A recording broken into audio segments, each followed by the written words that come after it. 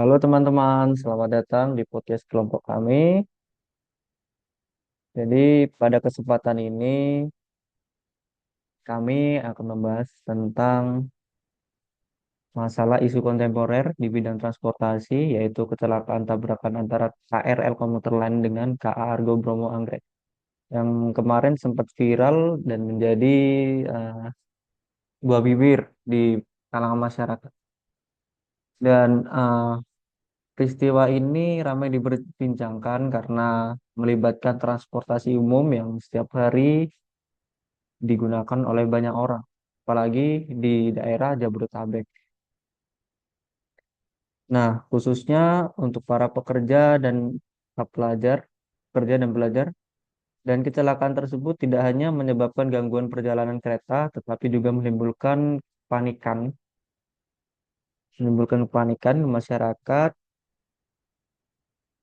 dan menjadi pengingat bahwa keselamatan transportasi ini merupakan hal yang sangat penting. Melalui podcast ini, pembahasan ini, uh, kita akan membahas hmm, tanggapan dari rekan-rekan semua ini karena kan kita kan sebagai insan perhubungan Gen Z nih.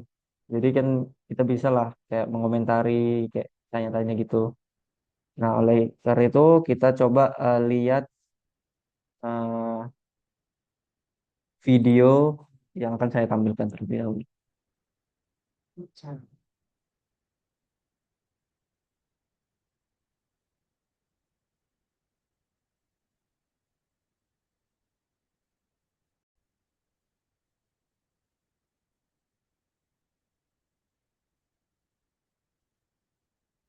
Insiden tertabraknya KRL Jakarta Cikarang di stasiun Bekasi Timur berawal dari tertabraknya taksi di perlintasan dekat Bulak Kapal oleh KRL lainnya. Kami tampilkan kronologinya saudara. Awalnya saat KRL Cikarang Jakarta tengah melintas, sebuah taksi mengalami mati mesin di perlintasan dekat Bulak Kapal atau biasa dikenal warga dengan nama perlintasan Ampera di Bekasi Timur. Hingga akhirnya taksi tertabrak kereta. Menurut informasi tim di lapangan, taksi sempat terseret beberapa meter, namun sopir berhasil menyelamatkan diri. Menurut informasi Basarnas, peristiwa ini terjadi sekitar pukul 20.30 waktu Indonesia Barat. Insiden ini berdampak pada perjalanan KRL lainnya, yakni kereta Jakarta Cikarang yang melalui jalur sebelahnya. Kami ulang kembali pemirsa, awal mula kejadian sebelum tertabraknya KRL Jakarta Cikarang di stasiun Bekasi Timur. Beberapa saat sebelumnya, saat KRL Cikarang Jakarta tengah melintas, sebuah taksi mengalami mati mesin di perlintasan dekat Bulak Kapal atau yang biasa dikenal oleh warga dengan nama perlintasan Ampera, Bekasi Timur. Hingga akhirnya taksi tertabrak kereta. Menurut informasi tim di lapangan, kereta sempat terseret beberapa meter, namun sopir berhasil menyelamatkan diri. Dan menurut informasi Basarnas, peristiwa terjadi sekitar pukul 20.30 waktu Indonesia Barat. Insiden ini berdampak pada perjalanan kereta lainnya, yakni kereta Jakarta Cikarang yang melalui jalur di sebelahnya. Seperti yang sudah disampaikan sebelumnya, insiden tadi kemudian berdampak pada perjalanan KRL Jakarta Cikarang yang ada di stasiun Bekasi Timur. Menurut pihak Humas PT Daop 1 Jakarta, KRL Jakarta Cikarang di stasiun Bekasi Timur pun sempat terhenti sementara dan belum bisa melanjutkan perjalanan. Sementara di sisi lain, kereta api Argo Bromo Anggrek juga tengah dalam perjalanan. Namun dalam sekejap, tiba-tiba dari arah belakang KRL Jakarta Cikarang yang tengah berhenti di stasiun Bekasi Timur, muncul kereta api Argo Bromo Anggrek yang melaju di jalur dan menabrak bagian belakang KRL Jakarta Cikarang hingga membuat khususnya gerbong penumpang wanita rusak parah. Kedua insiden itu berbeda, baik waktu dan juga lokasi kecelakaannya.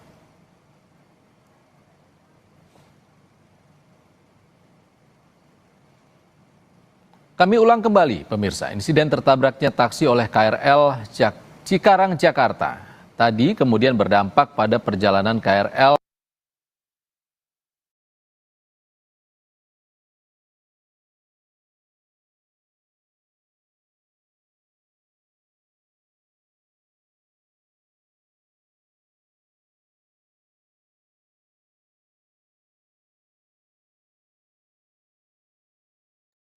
Dari video yang telah disampaikan di atas ini kan kita bisa tahu nih kenapa isu ini sangat booming karena kan apa namanya,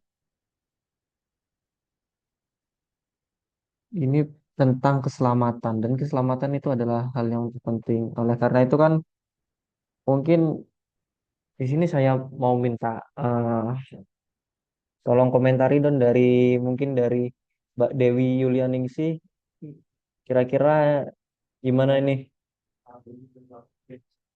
Baik, Mas Raffi dan rekan-rekan, sebenarnya kecelakaan di perlintasan ini tuh sering terjadi kalau kita lihat ya. Menurut saya tuh faktor terbesarnya itu yaitu karena kesadaran masyarakat. Jadi banyak pengguna jalan tuh yang belum eh, tidak disiplin, bahkan ketika bunyi atau palang mulai turun tuh masih ada pengendara yang memaksakan untuk lewat. Padahal resiko yang dihadapi itu sangat besar. Bahkan bukan hanya untuk pengendaranya aja, tetapi juga penumpang yang ada di kereta. Kadang masyarakat itu tuh belum memahami aturan yang ada di perlintasan sebidang. Misalnya kewajiban saat kendaraan kereta itu lewat tuh harus berhenti. Terus kalau lewat tuh harus tengok kanan, tengok kiri. Dan terobos ketika ada tanda bahaya. Selain itu juga eh, kejadian kecelakaan ini tuh terjadi karena faktor infrastruktur ya, karena masih ada minimnya penjagaan di perlintasan sebidang, kurang dan volume kendaraan yang pada saat jam-jam puncak itu terlalu tinggi, sehingga perlu adanya edukasi atau pembangunan flyover atau underpass sehingga em, peningkatan untuk keselamatan pengendara bermotor. Baik, terima kasih Kak Dewi Yulianingsih. Mungkin selanjutnya Mas Erza Jidan, gimana pandangan dari Mas Jidan ini? Kalau menurut saya terkait tragedi kecelakaan yang terjadi di Bekasi Timur atau di Simpang Ampera tersebut cukup menyedihkan ya, karena dalam kecelakaan tersebut banyak korban jiwa dan yang luka-luka. Menurut saya selain sistem keamanan pada kereta yang harus ditingkatkan, benar kata Mbak Dewi tadi, masyarakat juga harus lebih sadar akan bahaya di perlintasan kereta api. Banyak masyarakat yang mungkin sering terburu-buru sehingga menerobos palang pintu atau kurang waspada saat melintas di rel kereta. Padahal kereta api tidak bisa berhenti ya secara mendadak. Kejadian ini harusnya menjadi pelajaran juga bagi masyarakat yang ada di Indonesia, bahwa keselamatan merupakan tanggung jawab bersama, bukan hanya petugas dari KAI ataupun pemerintah, tetapi harus dari diri kita sendiri. Selain itu, dari kecelakaan tersebut ya, menjadi ini berita yang booming di masyarakat khususnya di Indonesia, karena dampak dari kecelakaan tersebut cukup besar, seperti keterlambatan perjalanan, kerusakan sarana transportasi khususnya pada kereta api sendiri, serta menurunnya rasa aman masyarakat terhadap penggunaan kereta api. Penumpang juga mengalami kepadatan akibat jadwal perjalanan yang terganggu. Karena kemarin yang saya ketahui tersebut, yang saya dengar akibat dari kecelakaan tersebut, banyak jadwal kereta yang akhirnya delay atau terlambat. Mungkin itu Mas tanggapan saya terhadap berita kecelakaan kereta tersebut. Terima kasih. Ya, terima kasih Mas Jidan. Mungkin selanjutnya Mbak Sally bisa melanjutkan. Mungkin kok bisa sih kecelakaan ini terjadi? Kira-kira penyebabnya apa tuh? Silakan Mbak Sally. Baik, terima kasih. Saya izin memberi tanggapan mengenai kecelakaan tabrakan antar kereta ini. Saya menilai bahwa penyebab kecelakaan ini tuh bisa berasal dari beberapa faktor ya, seperti gangguan sistem persinyalan, kurangnya koordinasi operasional, maupun adanya human error. Oleh karena itu, sistem keselamatan kereta api ini harus lebih ditingkatkan agar kejadian serupa tidak terulang lagi. Selain itu juga, pihak operator kereta juga perlu melakukan pemeriksaan secara rutin terhadap jalur rel, sistem komunikasi, dan kondisi kereta supaya semua sarana transportasi ini tetap aman digunakan. Jadi menurut saya kecelakaan ini tuh menjadi pelajaran penting bagi semua pihak ya agar lebih memperhatikan keselamatan transportasi umum demi menciptakan perjalanan yang aman, nyaman, dan terpercaya bagi masyarakat. Terima kasih. Terima kasih Mbak Seli. Yang terakhir, mungkin Mas Fauzi, closing statement mungkin bisa Mohon izin, Mas Rapli, bagaimana Mas Rapli? minta tolong dikomentari untuk apa yang lagi viral ini, apa masalah tabrakan di KRL dan Argo Bromo Anggrek nih. Ya, izin Mas Rapli, izin mengomentari terkait kasus kejadian kecelakaan yang mungkin eh, sangat jadi pembicaraan untuk masyarakat ya.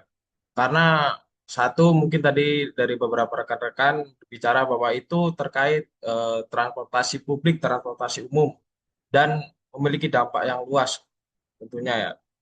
Ya selain yang saya garis bawahi sih, kenapa apa namanya kereta api yang sedemikian rupa bisa eh, dirancang dengan aman, di sistemnya sudah mungkin bisa dibilang matang, tapi tetap masih sering, bahkan sering terjadi kecelakaan.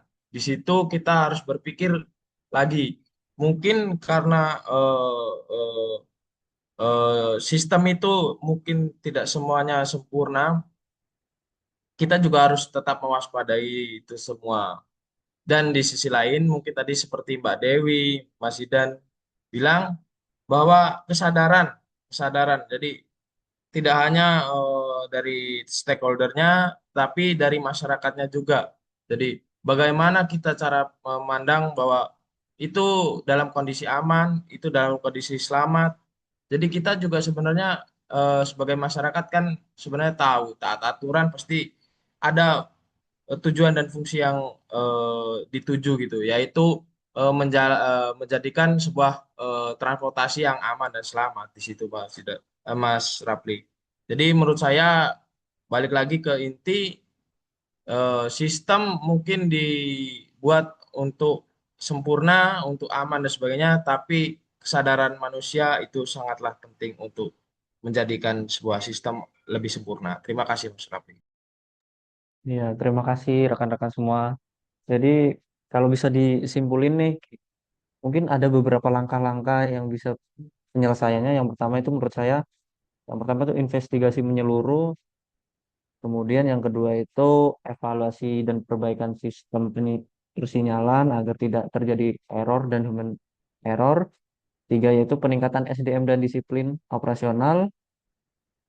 Dan yang paling penting sih tetap itu kesadaran dari masyarakat itu sendiri. Oleh karena itu kan mungkin kita harus mensosialisasikan kembali bahwa uh, untuk tidak menerobos pada waktu di perlintasan sebidang seperti di kereta api. Mungkin podcast hari ini sudah cukup menarik ya. Oleh karena itu kita beri aplaus dulu dong. Ya, baik. Mungkin saya tutup. Wabillahi taufiq wal hidayah. Wassalamualaikum warahmatullahi wabarakatuh. See you. Waalaikumsalam warahmatullahi wabarakatuh. Terima kasih, Mas Rapli Terima dan kasih. teman-teman yang lain. Terima kasih teman-teman. Terima kasih.